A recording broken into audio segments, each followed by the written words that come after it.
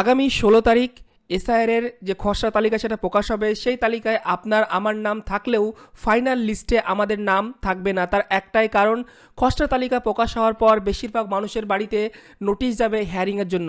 এবার সেই হিয়ারিংয়ে যখন আপনারা যাবেন বিডিও অফিস বা এসডি অফিসে, তখন আপনারা মেন ডকুমেন্ট হিসেবে নিয়ে যাবেন আধার কার্ড।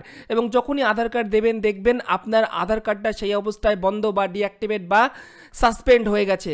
মানে বুঝতে পারছেন, আপনার আধার কার্ডটি আপনার অজান্তেই বন্ধ হয়ে গেছে। কোনো রকম কিছু আপনি জানেনই না যে আপনার আধার কার্ড বন্ধ হয়ে রয়েছে। তো আজকের ভিডিওটা একটু বড় হবে। আপনাকে আমি প্রথম থেকে লাস্ট পর্যন্ত দেখাবো, জানাবো, বোঝাবো যে এসআইআর এর যে ফাইনাল লিস্ট বেরোবে সেই লিস্টে বেশিরভাগ মানুষের নাম থাকবে না। কেন থাকবে না তার এখানে বড় একটা গেম রয়েছে। গেমটা বোঝার জন্য আপনাকে ভিডিওটি প্রথম থেকে স্কিপ না করে দেখতে হবে লাস্ট পর্যন্ত, তবেই আপনি বুঝতে পারবেন। এবং এর পিছনে রয়েছে আধার ডিপার্টমেন্ট থেকে প্রচুর মানুষের আধার কার্ড এই অবস্থায় বন্ধ করতে শুরু করেছে। লাইভ প্রমাণ সহ আজকের ভিডিওটি দেখতে থাকুন। বন্ধুরা, আমাদের পশ্চিমবঙ্গে এসআইআর প্রায় শেষের দিকে। এই মুহূর্তে কিন্তু আমরা প্রায় সকলেই এসআইআর ফর্ম ফিল আপ করে বিএলওকে জমা দিয়ে দিয়েছি। এবং আমরা ভালো করেই সবাই জানি যে আগামী এই যে ১৬ ডিসেম্বর, এই ১৬ ডিসেম্বর কিন্তু যে একটা খসড়া তালিকা বা ধরুন যেটাকে আমরা বলছি ড্রাফট ইলেকটোরাল রোল, সেই ১৬ই ডিসেম্বর কিন্তু প্রকাশিত হবে। দেখতেই পাচ্ছেন এখানে বলে দিয়েছে।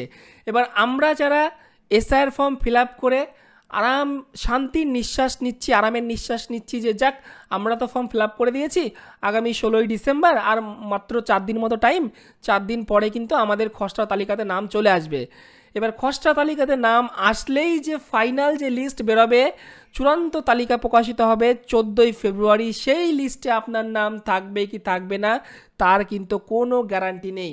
আমি এসআইআর ফর্ম ফিল আপ করেছি, আমি এটুকু আমার মধ্যে বিশ্বাস আছে যে ১৬ তারিখের যে খসড়া তালিকা প্রকাশ হবে সেখানে আমার নাম আসবে, আমার পরিবারের নাম আসবে। কিন্তু বন্ধুরা, ফাইনাল লিস্টে আমার নাম এখানে নাও থাকতে পারে। কারণ কেন আপনার নাম ফাইনাল লিস্টে থাকবে না তার এখানে আমি একটা পুরো জলজান্ত উদাহরণ দেব, যাতে করে আপনিও এখানে কিন্তু ভাবনায় পড়ে যাবেন, চিন্তায় পড়ে যাবেন। এবং যে কারণটা আপনাদেরকে আমি এখন দেখাবো সেটা কিন্তু একদম বাস্তব, অলরেডি চলছে এমন এখানে একটা গেম চলছে। কীরকম গেম চলুন বলে দিই। দেখুন বন্ধুরা, এখানে নির্বাচন কমিশন পরিষ্কার বলে দিয়েছে যে ১৬ ডিসেম্বর তারা খসড়া তালিকা প্রকাশ করবে। মানে যারা যারা এসআইআর ফর্ম ফিল আপ করলো সকলের নামই মোটামুটি থাকবে খসড়া তালিকাতে। এবার ওই খসড়া তালিকাতে যার যার নাম থাকবে, এবার তার মধ্যে অনেকেরই ধরেন ২০০২ সালের লিস্টের ভোটার লিস্টে নাম নেই। অনেকেই বাবার তথ্য দেখিয়ে বাবা হিসাবে তথ্য দিয়ে এসআইআর ফর্ম ফিল আপ করেছেন।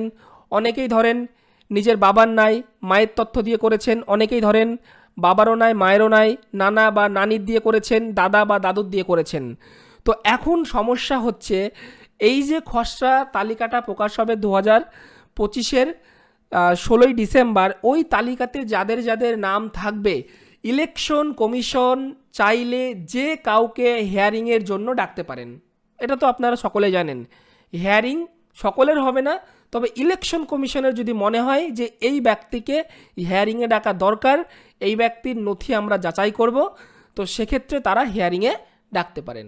তো এই অবস্থায় বন্ধুরা একটা এখানে আমাদের প্রশ্ন থাকছে যে আমাদেরকে হিয়ারিংয়ে ডাকবে কিনা। ধরুন আমার বাবার ২০০২ সালের ভোটার লিস্টে নাম আছে, তাই তো?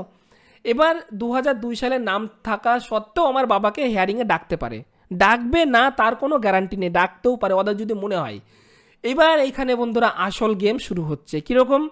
ধরুন এমন একজন ব্যক্তি যার ২০০২ সালের নাম থাকুক বা না থাকুক, সে তার বাবার ডিটেলস দিয়ে এসআইআর ফর্ম ফিল আপ করুক বা দাদুর ডিটেলস দিয়ে এসআইআর ফর্ম ফিল আপ করুক, যাই করুক না কেন, মনে করেন সেই ব্যক্তিকে হিয়ারিংয়ে ডাকলো। এবার সেই ব্যক্তির কাছে ডকুমেন্ট সেখানে নিয়ে গিয়ে দেখানোর মতো কি রয়েছে, তারা মেনলি প্রধান যেটা দেখাবেন আধার কার্ড। আধার কার্ডটাই তো মেন জিনিস আমাদের বর্তমানে। ভোটার কার্ড যদি সাইডে রাখি, ভোটার কার্ড পাশে রাখলে প্রত্যেকটা ভারতের সাধারণ মানুষের কাছে দ্বিতীয় ডকুমেন্ট হিসাবে আছে আধার কার্ড। তো আমরা আধার কার্ডটা আগে দেখাবো। এবার বন্ধুরা এখানটায় শুরু হয়ে গেছে গেম।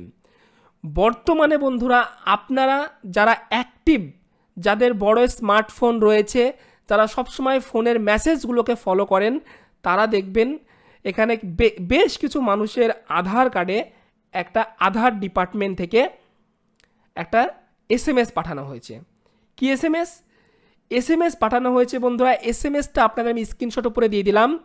এখানে বলছে dear resident, the enrolment with UID, তারপরে আপনার আধার নাম্বার XXXX করে দেওয়া আছে, পাশে 4 টাকার লাস্ট টাকার 4টে সংখ্যা লাস্টে দেখাচ্ছে যে এই Aadhaar number has been suspended. Suspend মানে ডিঅ্যাক্টিভেট করে দিয়েছে আধার ডিপার্টমেন্ট থেকে। You will need to update your biometric, please contact 1947 for any further query. জিনিসটা ভালো করে বোঝায়। এবার ধরুন আপনি মনে করেন আধার কার্ড নিয়ে যেতেন হিয়ারিংয়ের সময়, এবার আপনার মোবাইলে মেসেজ ঢুকেছে যে আধার ডিপার্টমেন্ট থেকে আপনার আধার কার্ডটিকে সাসপেন্ড করে দেওয়া হয়েছে। এবার আপনি যদি অ্যাক্টিভেট করতে চান তাহলে আপনাকে এটা আপডেট করাতে হবে, বায়োমেট্রিক আপডেট। বন্ধুরা এইখানেই হচ্ছে সব থেকে বড় সমস্যা। কি সমস্যা? সাপোজ এখানে যে মেসেজটা আপনাদেরকে আমি দেখালাম, এই মেসেজটা যদি আমি আধারের অফিসিয়াল সাইটে আসি, আসার পর এইখানটা একটা অপশন পাবেন চেক আধার ভ্যালিডিটি। এখানটায় আপনি ক্লিক করবেন। ক্লিক করে এখানটায় আপনার যে কাস্টমারের মেসেজ ঢুকবে বা যার আধার কার্ডে এখানে মেসেজটা আসবে সে আধার নাম্বারটা এখানে টাইপ করবেন। আমি আধার নাম্বার টাইপ করলাম। এরপর এই ঘরে যে ক্যাপচা কোড থাকবে এটা এখানে দেখে দেখে টাইপ করবেন। তারপরে এখানে প্রসিড করবেন।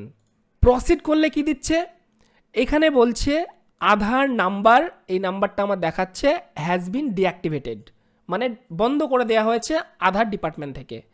Under resolution 28 of the Aadhaar enrolment and update resolution 2016, অর্থাৎ 2016 সালের আধারের এনরোলমেন্ট করা এবং আপডেট নিয়ে যে ওদের নতুন একটা আইন, সেই আইনের 28 নম্বর এখানে তারা ধারাতে বলেছে, সেই ধারা অনুযায়ী আপনার আধারকে এখানে তারা ডিঅ্যাক্টিভেট করলো।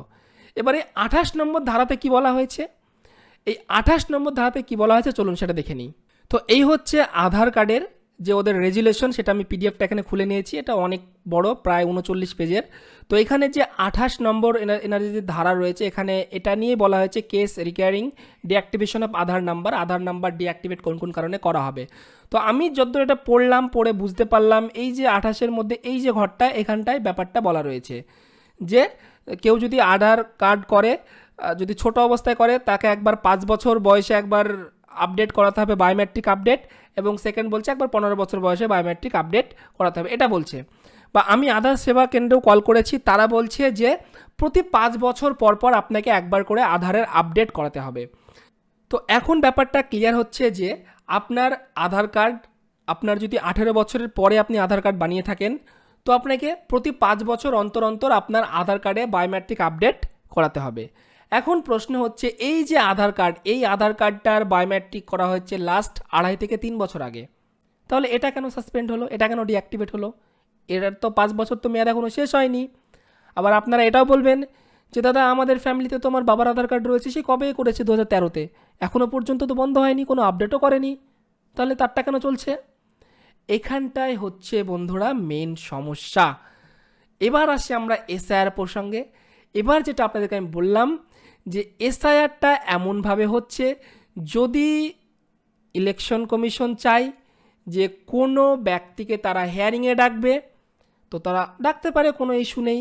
এবার হিয়ারিংয়ে ধরুন আপনাকে ডাকলো, আপনি ভাবছেন যে আপনার কাছে মেইন ডকুমেন্ট আছে আধার কার্ড, আপনি আধার কার্ড দেখাবেন, ভুলে যান, কারণ আপনার আধার কার্ড হয়তো বা ততদিনে ডিঅ্যাক্টিভেট হয়ে গেছে। তার কারণ দেখাবে যে 28 নম্বর ধারা অনুযায়ী, আধারের অ্যাক্ট অনুযায়ী আপনার বায়োমেট্রিক করা নেই, সেজন্য ডিঅ্যাক্টিভেট, আপনি বায়োমেট্রিক করে নিয়ে আসেন, আপনার আধার কার্ড আমরা আবার চালু করে দেব। কিন্তু বন্ধুরা এখানটাই সমস্যা হচ্ছে, মেন সমস্যা। কি সমস্যা? আধার কার্ডের বায়োমেট্রিক আপডেট করতে গিয়ে কি সমস্যা? আপনি বলছেন বাহ খুব ভালো, আমি বায়োমেট্রিক আপডেট করে নেব, কিন্তু যখন আপনি বায়োমেট্রিক আপডেট করতে যাবেন আধার সেবা কেন্দ্রে, সাপোজ ধরুন এখানটায় আমি একটা আধার সেবা কেন্দ্রে বায়োমেট্রিক আপডেট করার জন্য পেজ লগ ইন করে নিয়েছি, দেখুন কি সমস্যা হচ্ছে।